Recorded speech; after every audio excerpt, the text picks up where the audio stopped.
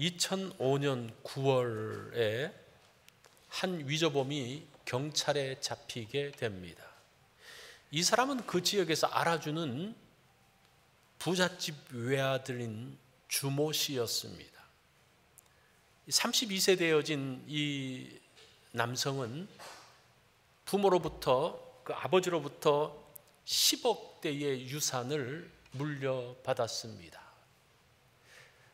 주씨는 그 유산을 받아서 향락으로 모두 탕진해버립니다. 이제 돈이 떨어지자 이 사람이 위조 지폐 만들 생각을 하는 거예요. 그 당시에 나오게 되어진 잉크젯 프린터를 가지고 10,000원짜리 위조 지폐를 만듭니다. 1200장. 그리고 100만원짜리 수표 50장을 포함해서 한 2억 원 정도를 만들었다고 발표했습니다. 그런데 이 지폐는 자세히 보면 색깔이 틀린 데다가 이 불빛에 비춰보면 그 수분 그림도 발견할 수 없는 조잡한 것이었습니다. 그런데 사람들이 그 지폐를 받은 거예요. 그 지역에서 유통이 되어진 겁니다. 왜냐하면 이 사람이 부잣집 아들이니까 부잣집 아들이 그럴 리 없다.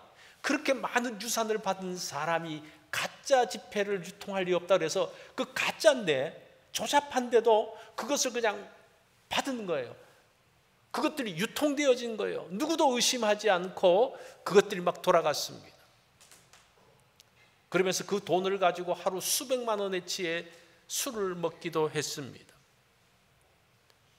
그리고 그것을 가지고 BMW 승용차를 삽니다.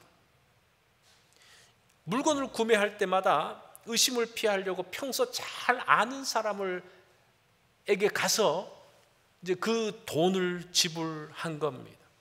그래서 이 사람과 안면이 있는 사람들은 위조 지폐나 위조 수표를 제시했음에도 불구하고 전혀 의심하지 않았습니다.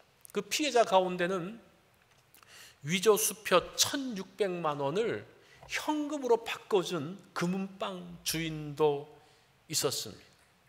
자, 이게 지금 말이 되는 이야기입니까? 나중에 그 돈이 위조 지폐임을 알았을 때에 유산도 사기친 돈도 모두 다 탕진한 이후의 일이었습니다. 사람을 믿게 되면 그 사람이 하는 행동을 의심하지 않습니다. 그 사람의 말을 그대로 믿게 됩니다. 그게 지금 13절에 나오는 거짓 선생들의 모습입니다. 이 거짓 선생들이 어떻게 있습니까? 낮에 즐기고 노는 것을 기쁘게 여기는 자들이니 점과 흠이라. 너희와 함께 연애할 때에 그들의 속임수로 즐기고 놀며. 이 거짓 선생들이 멀리 있는 게 아니라, 우리 단밖에 있는 게 아니라 우리 옆에 있다는 겁니다. 우리와 함께 음식을 먹으면서 잔치를 벌이고 파티를 한다라고 이야기를 합니다. 이 사람들이 낮에 파티를 해요. 이 즐기고 논다라는 이 단어가 보니까 사치하다라는 그런 단어가 포함되어 있습니다. 이 방탕하다는 것과 사치하다는 것이 같이 포함되어 있어요. 그래서 이 사람들이 잔치를 딱 벌이면 럭셔리하게 정말 한판 딱 벌어지게 잔치를 벌이는 겁니다. 사람들이 보면서 이야, 이 사람 돈 많은 사람이네, 이 사람 괜찮은 사람이네, 이 사람 마음이 넉넉한 사람이네, 그런 생각들을 하게 하는 것이 거짓 선생들의 모습이라는 겁니다. 그렇게 자신이 대단한 것들을 보여주면서 성도들과 친근감을 만들어갑니다. 이런 거짓 선생을 사람들이 눈치채지 못합니다. 왜냐하면 이미 잘 알고 이야기도 하며 음식도 같이 먹었던 그러한 사람이기 때문입니다. 이 사람이 위조 지폐범 주씨하고 똑같은 거예요. 베드로 사도는 이 거짓 선생들이 이처럼 우리 주변에 가까이 있다라고 말합니다. 2절을 보면요, 이렇게 말합니다. 여럿이 그들의 호색하는 것을 따르니, 이 여럿이라는 말이 한글 성경으로는 여럿이 그다지 많지 않은 것 같은데 헬라어는요 많은 사람들이 이렇게 되어 있어요. 그 단어 자체가 많은 사람들이 그들을 따른다라고 이야기를 합니다. 그 말에 미혹되어집니다. 많은 사람들이 지지하기 때문에 진리의 도가 비방을 받습니다. 진리의 길을 가는 사람들이 오히려 모욕을 당하는 상황이 된다라고 합니다. 도대체 이 거짓 선생들은 무슨 말을 했기에 사람들이 그렇게 모일까요? 그게 17절부터 19절에 나오는 내용들입니다.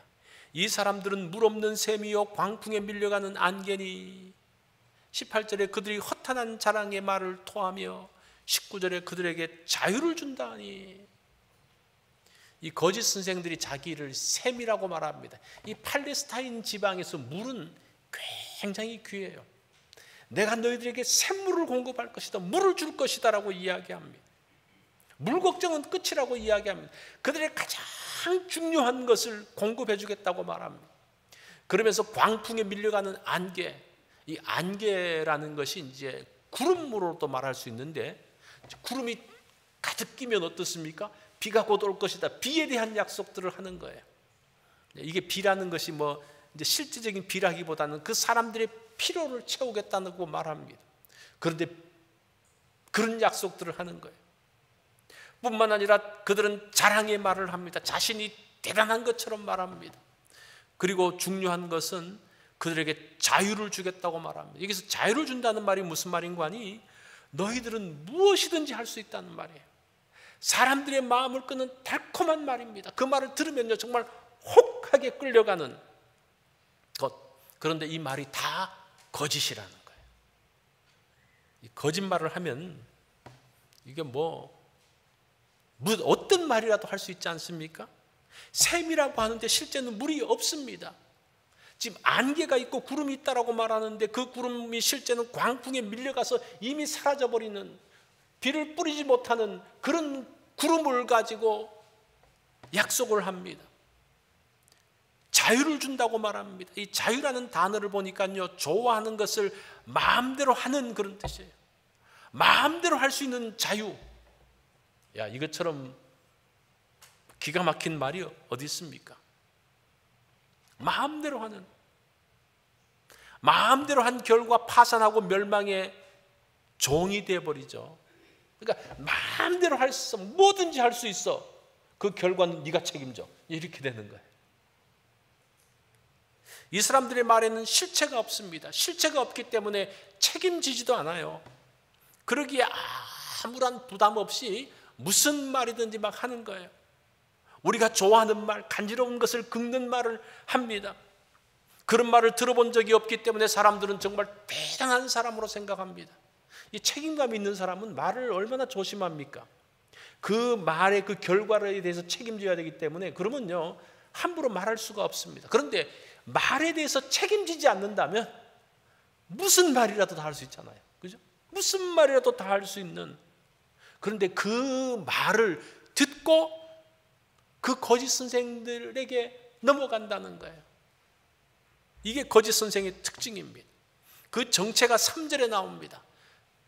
그들이 탐심으로 지어낸 말을 가지고 너희로 이득을 쌓으니, 이 지어낸이라는 뜻이 보니까 이 틀을, 가공의 틀을 만드는 겁니다.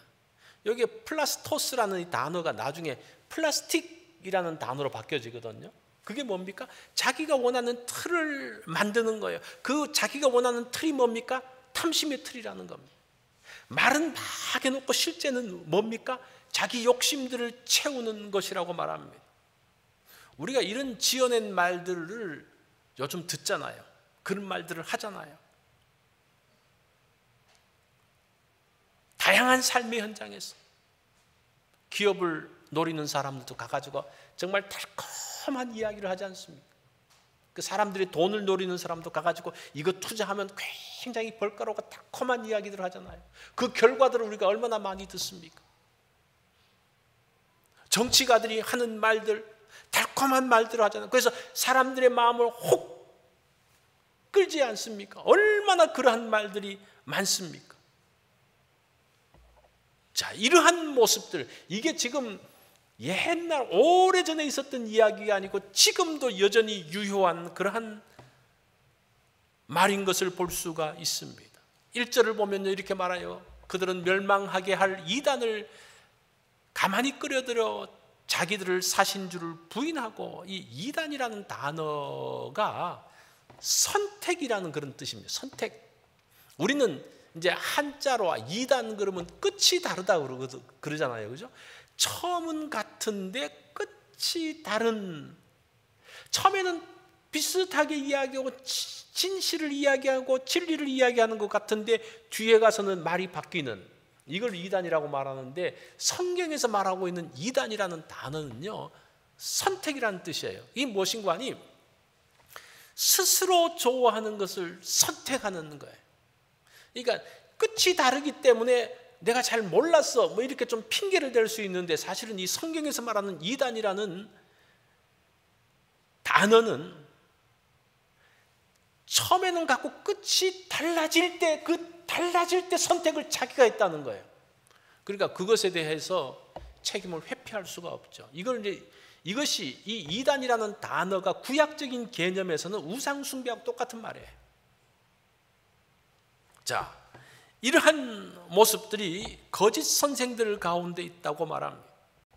자, 이 거짓 선생들의 핵심 가르침이 이제 2절에 나옵니다. 이 2절이 가장 중요한 구절인데,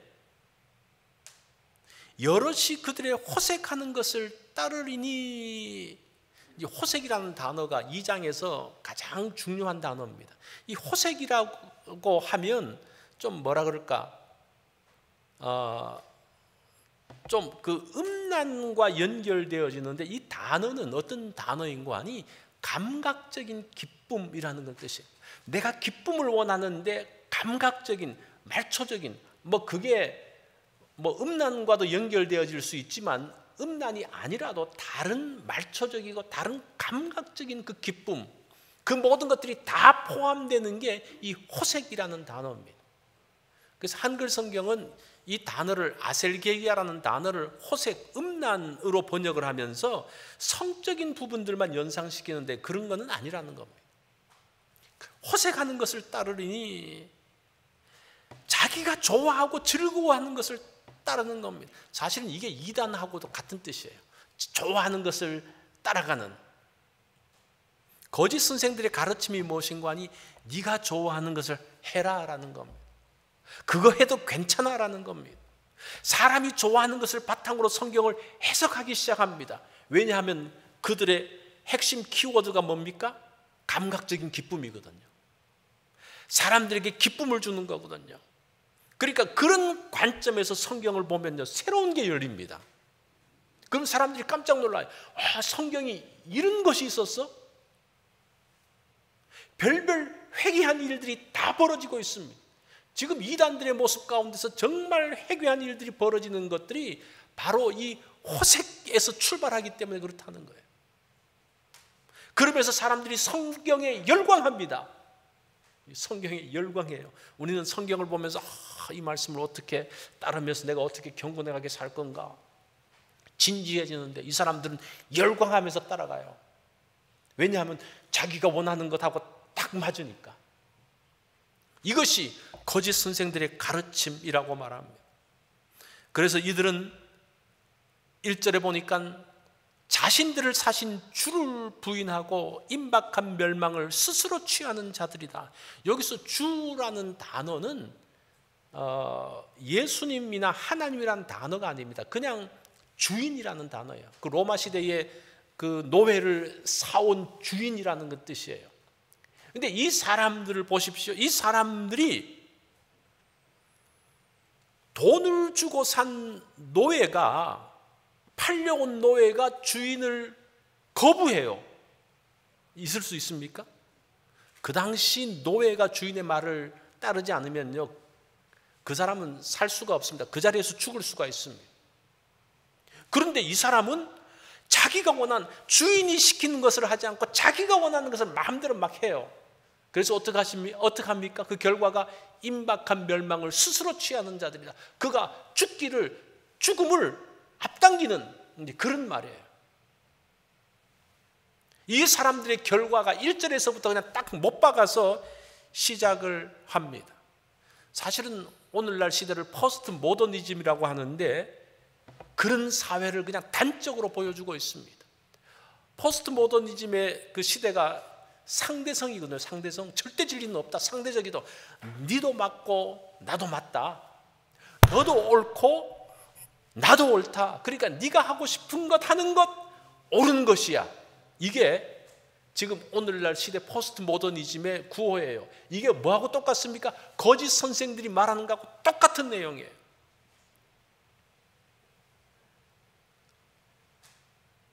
그러면서 1990년부터 2000년대, 저 200년으로 되어 있는데 2000년대까지 광고가 하나 만들어집니다. 스프라잇에서 광고를 하는데 어떤 광고인관이 Obey your thirst. 이제 이걸 그냥 그대로 직역하면 내 갈증에 복종하라는 그런 말이에요. 네 갈증대로 따라가라는 그런 말입니다. 이것은 단순한 목마름이 아니라 자신의 열망을 따라가라는 슬로건입니다. 그 슬로건을 기업이, 이 스프라잇이 이 코카콜라 계열이잖아요. 거기서 정말 기발하게 탁 채용을 해가지고 그걸 광고로 그냥 그대로 때려버립니다. 지금 이 시대의 사람들이 그러니까 그 광고로 만들어내는 거예요. 이것은 그냥 갈증이 나면 마시라는 단순한 말이 아닙니다. 네가 하고 싶은 일, 갈망하는 쾌락이 있으면 해도 괜찮아 라는 그런 말이에요. 이거 마시면서 그냥 해도 돼, 이런 말에 사람들이 열광합니다. 그런데 그런 쾌락적인 열망을 따라간 결과에 대해서는 누구도 책임지지 않습니다. 네가 한 거 네가 책임져, 뭐 그런 거예요. 그러면서 임박한 멸망을 재촉하는 그러한 모습, 이것이 거짓 선생의 가르침입니다. 사실은 구약 성경에 보면 잠언 7장에 보면요, 정말 아주 드라마틱한 이야기가 나옵니다. 음녀가 한 남자를 유혹하는 그 장면이 나와요. 이 여인은 아주 예쁘게 생겼습니다.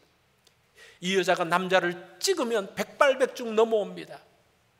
이 여인이 거리나 광장 모퉁이에서 남자를 유혹합니다. 그 14절을 보면 이렇게 말합니다.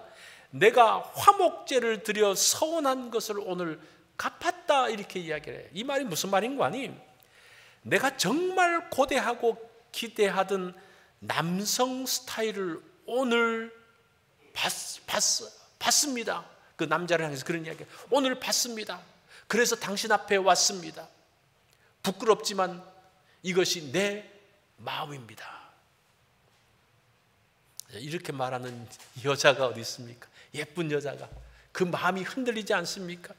나는 이제까지 당신 같은 멋진 남자를 만나려고 기도하고 있었습니다. 그런 기가 막힌 말을 하는 거예요. 그러면서 자기 집으로 초청을 합니다. 잠언 7장의 내용이에요.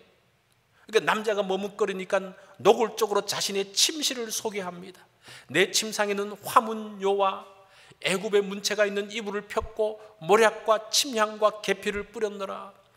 이건 정말 별 5개짜리 호텔 객실이 자기 집에 있다는 겁니다.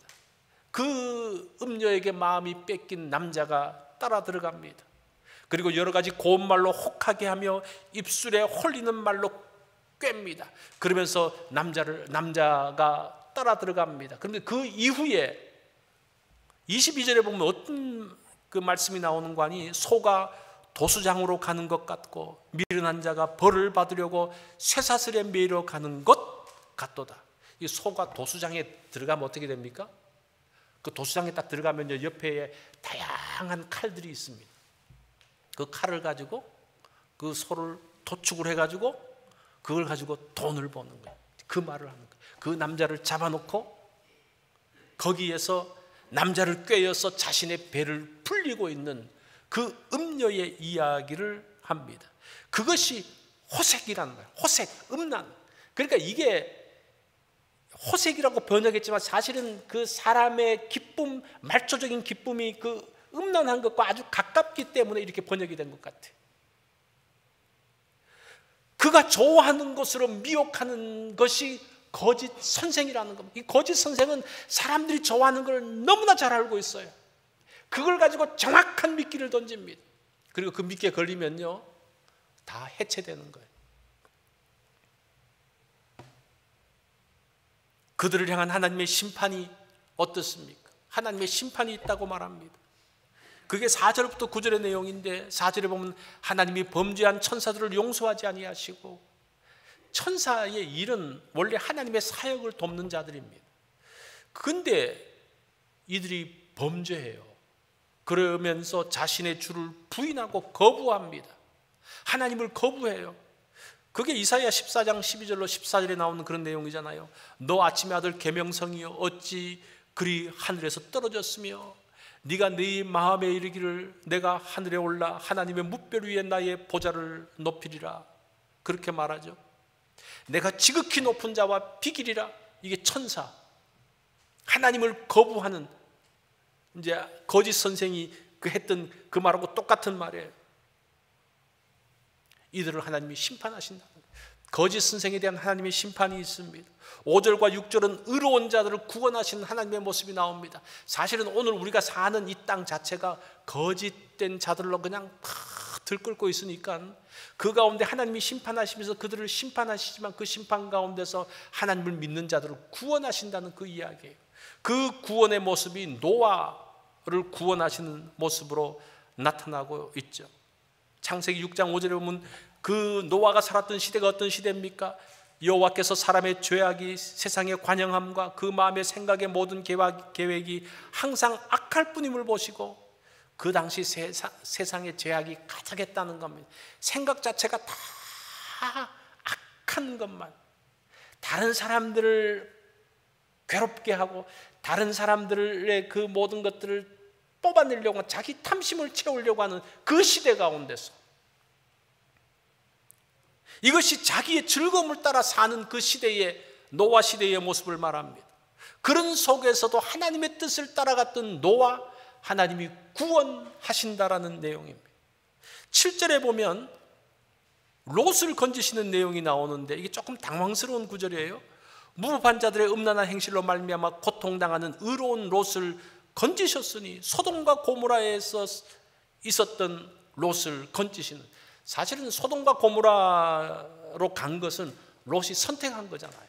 그런데 왜 하나님께서 그것들을 의롭다 하셨을까? 그 이유가 8절에 나오는데, 이는 이 의인이 그들 중에 거하여 날마다 저 불법한 행실을 보고 들음으로 그 의로운 심령이 상함이라. 자, 롯이 잘못 선택해서 소돔과 고모라에 갔는데 그곳에 살면서 그들의 불법한 행동, 자기의 즐거움을 따라서 자기의 쾌락을 따라서 사는 사람들을 보면서 그 롯의 마음이 상했다라고 이야기합니다. 그들과 동요하지 않고 그냥 그것을 보면서 마음이 상하면서 있었다는 겁니다. 이 상했다는 단어가 보면요, 재밌어요. 고문하다라는 그런 뜻이에요. 이제 그 모습들을 보면서 자기의 마음이 그냥 막 고문당하는 것 같은 그런 가운데 있는, 그러니까 그 모습을 하나님께서 의롭게 보셨다는 겁니다. 감사하죠. 그죠? 그 잘못된 선택 가운데서도 그래도 그 가운데 그들과 동요되지 않고 사는 그 모습들을 의롭게 보셨다는 겁니다. 노아와 롯이 하나님의 심판 속에서 구원을 받았지만 사실은 그 과정은 좀 다르죠. 노아는 바른 선택으로 의를 전파했다면 롯은 잘못된 선택으로 그 가운데 고민하면서 고통당했던 그 모습들. 자, 이런 거짓 선생들의 가르침과 영향력을 알기 때문에 베드로는 1장에서 진리를 소개하고 있습니다. 진리의 말씀을 생각나게 하고 더 확실한 예언의 말씀을 전했습니다. 이것이 베드로의 마지막 사명이라고 생각했습니다. 그래서 2장은 거짓 선생이 초점이 아니라 진리의 반대편에 서 있는 거짓들, 그러니까 이 거짓을 통해서 진리가 왜 필요한지, 왜 중요한지를 말해주고 있는 겁니다. 그런 관점에서 2장을 봐야 되는 겁니다. 진리를 더 드러내고 강조하기 위해서 대조하는 거죠. 이철환 작가의 산문집 반성문이라는 책에서 그 봉숭아 꽃은 3번 핀다라는 글이 있습니다. 거기 보면 봉숭아 꽃은 따뜻한 나라에서 양지 바른 곳에서 꽃피고, 2번째 여자아이들의 물들인 손톱에서 꽃이 피고, 3번째는 그 손톱을 본 사내 아이의 마음에도 꽃이 핍니다. 참 기가 막히게 글을 쓴 것 같아요. 자연에서 피고 있는 꽃이지만 계속적으로 재생산되어지는 것을 이야기합니다. 봉숭아 꽃은 자연 들판에서 꽃을 보면서 예쁘다, 그렇게 꽃이 한번 피죠. 근데 그 봉숭아가 어떻습니까? 소녀의 손톱에서 다시 피어납니다. 두 번째 꽃을 피는 거예요. 세 번째는 그 손톱에 물을 본 사내 아이들의 남자의 마음, 그 설레임 가운데서 또다시 꽃을 피는 그러한 모습. 그러면서 모든 사람들의 마음에 봉숭아 꽃의 아름다운 추억을 만들어가고 있습니다.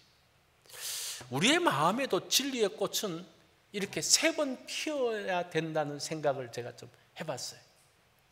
진리의 말씀을 듣고 보면서 그 가운데서 진리의 말씀을 기억합니다. 두 번째, 그냥 그 말씀을 본 것으로 끝나지 않고 진리의 말씀이 내 마음과 내 생각 가운데 머물러 있으면서 그것이 다시 한번 꽃피게 됩니다. 세 번째는 이 진리의 말씀 가운데 사는 사람을 보면서 또 다른 사람들이 진리의 말씀대로 산다는 것이 저런 것이구나라고 하면서 그 사람들의 마음을 흔들면서 다시 한번 진리의 꽃이 피는 것을 보게 됩니다. 봉숭아처럼 세 번 피어나면서 모든 사람들의 마음에 그리스도로 물들어가게 하는 것, 그것이 베드로가 원했던, 그래서 끊임없이 진리의 말씀을 기억하라는 겁니다. 이 장은 거짓 선생에 초점을 맞추는 게 아니라 그랬죠. 거짓과 진리 사이에 서 있는 내가 무엇을 선택하며 나아갈 것에 대한 말씀입니다.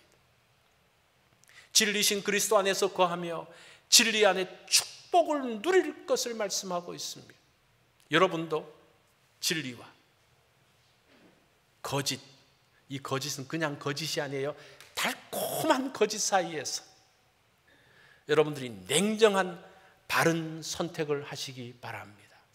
그것이 오늘 이 베드로후서를 통해서 우리들에게 주시는 말씀입니다.